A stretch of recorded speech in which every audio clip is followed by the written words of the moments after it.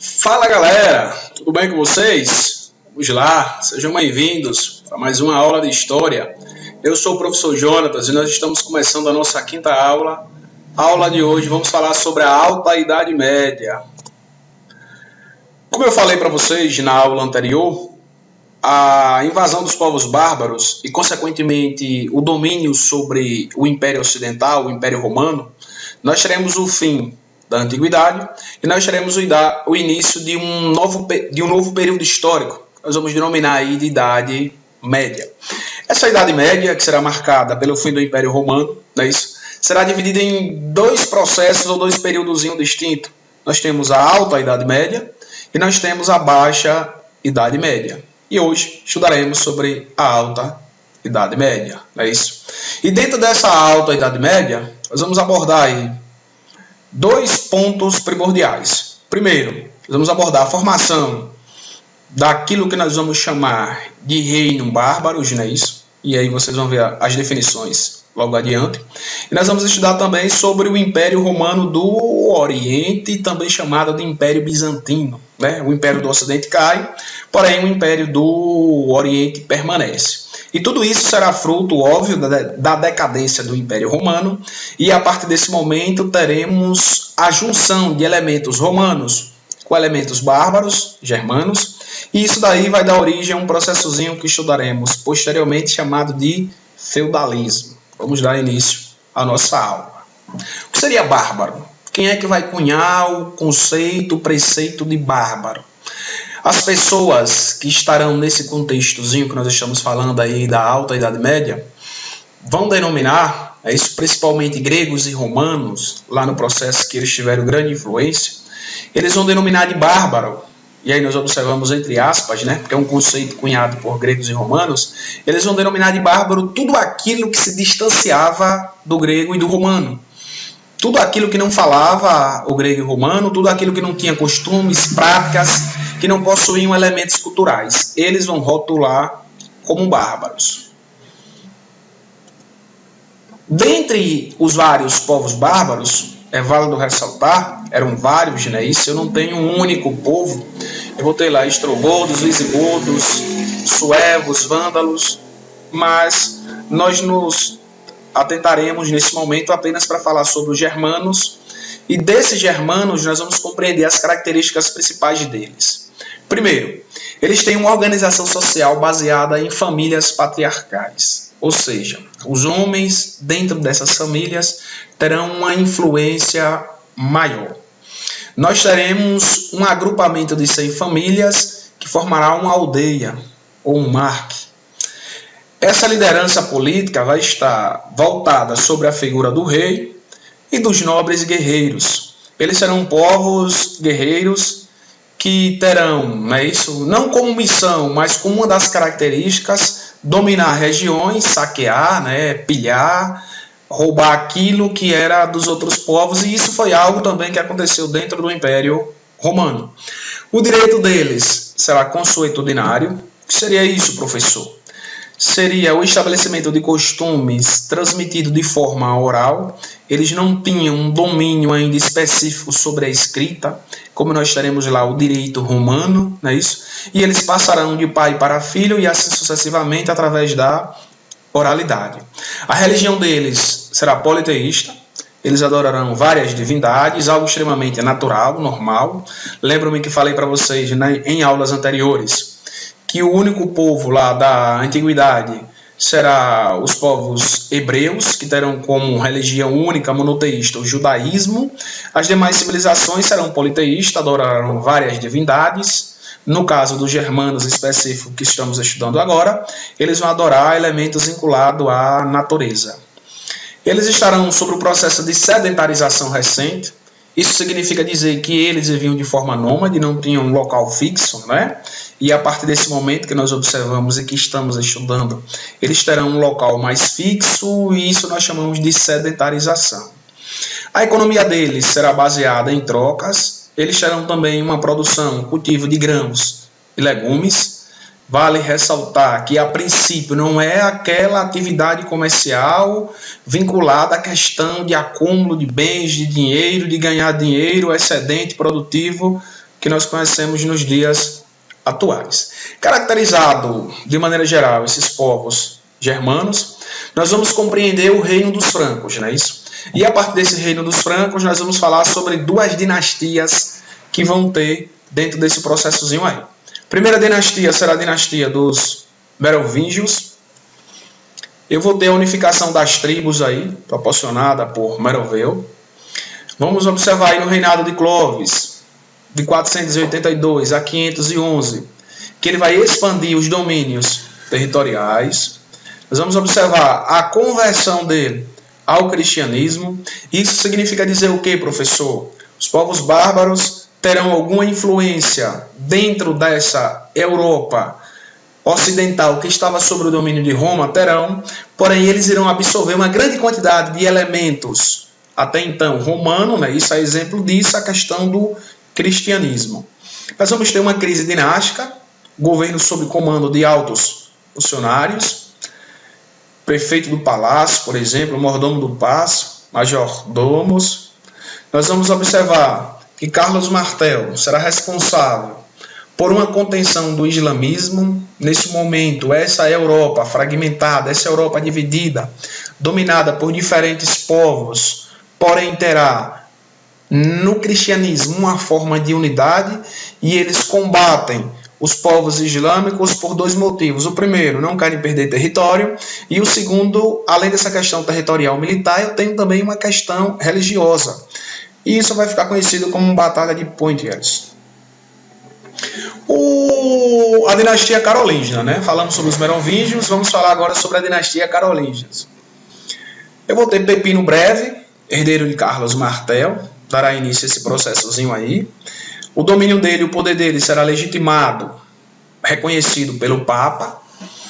Eu vou ter uma aliança deles, né? Os carolíngios, com a Igreja Católica.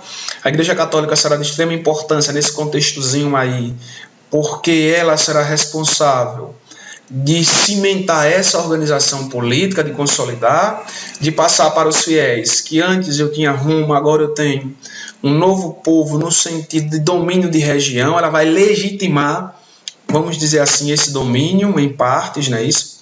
Em contrapartida, ela também vai ser beneficiada, vai receber terras, exemplo disso, né? Essa doação do patrimônio de São Pedro, riquezas, doações em termos de ofertas para a própria igreja e tantas outras coisas mais. Porém, Carlos Magno será, dentro dessa dinastia carolíngia, aquele que vai ter um destaque maior. Esse destaque será principalmente pela questão da expansão territorial.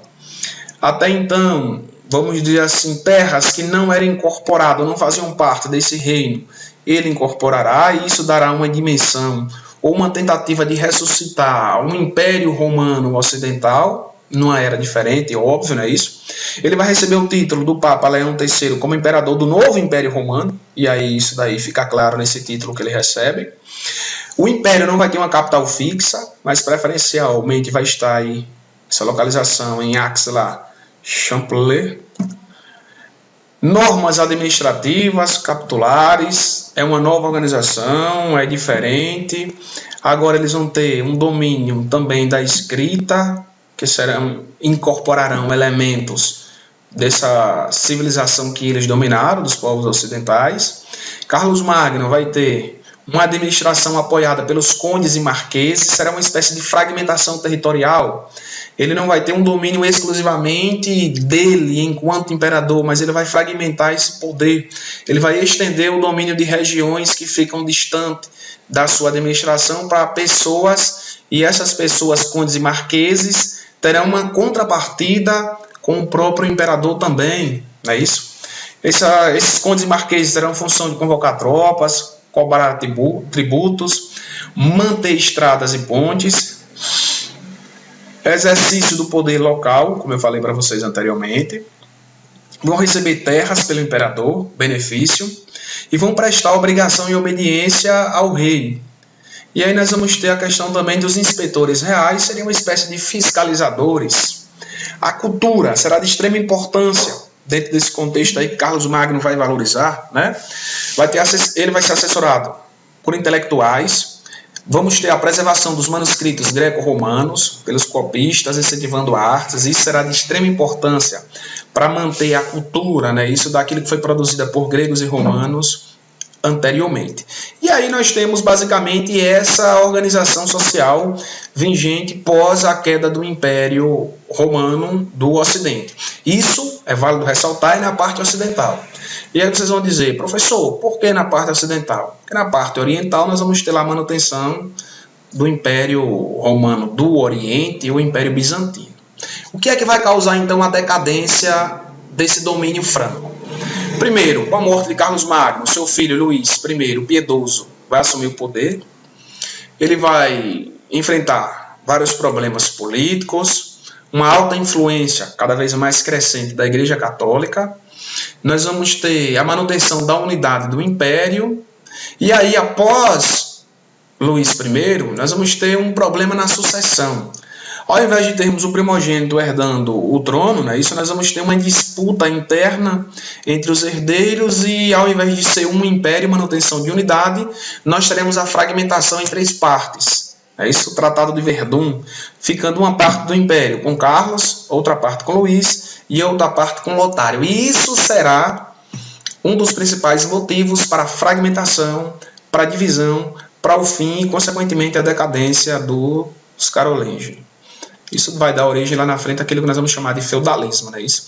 E isso vai permitir, como eu falei para vocês, a ampliação dos administradores locais. Quem serão esses? Aqueles duques, aqueles condes, aqueles marqueses que receberam uma dada região e tinham a função de administrar, não é isso? Eles vão cada vez mais ganhar poder, autonomia e eles serão transformados lá na frente em senhores feudais. Que a gente encerra a nossa participação sobre o Império, né, isso, sobre a parte do Império lá, dirigido pelos francos, as dinastias Merovíngena e Carolíngia. A partir de agora estudaremos sobre o Império Bizantino, que é a parte oriental do Império Romano. Sede em Constantinopla, não é isso? Antiga Bizâncio, atualmente Istambul, Turquia. Vai estar em um local privilegiado estrategicamente, será uma rota de passagem do Oriente para o Ocidente e do Ocidente para o Oriente. Será uma rota, vamos dizer assim, que está lá vinculada a vários comerciantes, tanto do Ocidente como do Oriente, e ela, por esse importante entreposto comercial, vai ganhar relevância e vai se tornar uma rota de extrema importância. Então, vamos ter um comércio extremamente ativo, uma produção agrícola próspera, e tudo isso, ao contrário do Império lá do Ocidente, que decaiu, que ruiu, nós vamos ter o estabelecimento de riqueza, de bens, de patrimônio. Nós vamos ter uma resistência à invasão bárbara, os bárbaros não vão conseguir penetrar como penetraram lá no Império do Ocidente. E aí nós vamos ter uma centralização política na figura do imperador. Isso nós vamos denominar de cesaropapismo. Que é isso, professor? Esse imperador do Império Bizantino, ele vai ter uma função dupla. Ele vai ser um chefe do exército e um chefe da igreja também. Ele vai ter uma função política e uma função religiosa. Um dos caras que vai ganhar mais destaque dentro do Império Bizantino será Justiniano. O Império Bizantino vai atingir o seu auge, o seu esplendor, o seu ponto máximo de desenvolvimento, de importância, de influência. Conquistas territoriais. Península Itálica, Península Ibérica, norte da África, compilação do direito romano a partir do século II, né? Isso, o direito passa a ter uma importância, uma influência também, como outrora teve na Roma Antiga. Os poderes do imperador serão ilimitados, a igreja e a nobreza manterão seus privilégios, e esse privilégio será mantido graças à exploração das massas da classe excluída socialmente, que eram colonos e escravos que nesse momento estavam em situação de marginalização. Nós vamos ter uma alta burocracia centralizada, gastos militares e tudo isso a custos dos impostos cobrados por aqueles que eram marginalizados. Um elemento de grande destaque dentro aí do Império Bizantino será a construção da Igreja de Santa Sofia, né, estilo bizâncio. Uma questão de grande esplendor, grande magnitude, uma influência gigantesca. E aí nós vamos ter, por essas discordâncias religiosas, principalmente em função da figura dupla desse imperador, nós vamos ter o cisma do Oriente, ruptura, desligamento. As igrejas ou melhor, a Igreja Católica Apostólica com sede em Roma, entrará em atrito com essa igreja de Bizâncio e nós teremos a fragmentação, a divisão, nós teremos duas igrejas. Isso se dá a três elementos. Primeiro, monofisismo, apenas uma natureza divina e espiritual do Cristo, negação da Santa Trindade, não é isso? A Igreja Apostólica Romana defendia a Santa Trindade. A iconoclastia, proibição do uso de imagens sacras. Isso significa dizer o quê? Que essa igreja oriental, com sede em Constantinopla, discordava do estabelecimento de imagens que existia dentro do Império do Ocidente. E por último, lá em Constantinopla, nós vamos ter a figura desse imperador duplo, papel dúbio, né? Um papel político, um papel religioso, algo que nós não vamos ter no Ocidente, porque a Igreja Católica Apostólica Romana consegue lá em Roma, óbvio, ela vai ter na figura do Papa e não do Imperador, né? Isso o seu representante máximo. E esses elementos trarão a ruptura, a divisão da igreja. Eu vou ter a Igreja Católica Ortodoxa, né? A Igreja Ortodoxa lá em Constantinopla, e a Igreja Católica Apostólica Romana com sede em Roma, algo que persiste até os dias atuais. E aí, quais são os fatores, né? Quais são os elementos que vão levar a essa decadência? É válido ressaltar para vocês que Roma vai cair lá no final do século V, né? 476. E o Império Bizantino ele só vai cair lá no final, na segunda metade já do século XV, né? E isso vai nos permitir quase que 1000 anos de sobrevida do Império Oriental em relação ao Império Ocidental. Porém, esses 1000 anos a mais de sobrevida não vai fazer com que o Império permaneça por mais tempo. Ele vai ruir. E ele vai ruir alguns elementos internos e externos também. Primeiro, nós vamos ter as investidas latinas, após o cisma do Oriente, né? Perca territorial na Europa, fragmentação lá da igreja, vai incentivar com que aquelas civilizações que irão compor o decadente lá Império Romano, que deu origem a partir daí a novos povos e consequentemente o feudalismo, que eles retomem alguns territórios que estavam sob o domínio do Império Bizantino. Nós vamos ter as investidas dos árabes, né? Isso vai fazer com que eles percam grande parte do seu território também. E nós teremos também as disputas internas. Falei para vocês aí dos dois primeiros elementos, das questões externas. E aí, por último, nós concluímos com a questão interna, né? A disputa pelo poder. A dinastia Paleólogo, né? Isolamento e estado vassalo dos turcos otomanos, vai fazer com que eles entrem em decadência também. E aí nós vamos ter o cerco turco, 1391, 1396 e 1422, a cidade de Constantinopla, até que ela vai ruir no ano de 1453, onde Constantinopla vai cair, e aí eu tenho o estabelecimento dos turcos otomanos na região. E aí eu vou ressaltar algo que é de extrema importância para vocês. Se a queda do Império Ocidental Romano deu início à Idade Média e provocou o fim da Idade Antiga, aqui com a queda do Império Oriental nós teremos a mesma coisa também. Constantinopla cai, 1453, eu tenho o fim da Idade Média e eu terei o início daquilo que nós vamos chamar de Idade Moderna a partir desse momento. Beleza? Espero que vocês tenham compreendido um pouco sobre esses dois elementos aí, né? Os povos germanos, os povos bárbaros, e também a questão do Império Bizantino. Boa aula para vocês. Foco no Enem. Tamo junto. Próxima aula retornaremos com nova temática. Um abraço. Boa aula para vocês.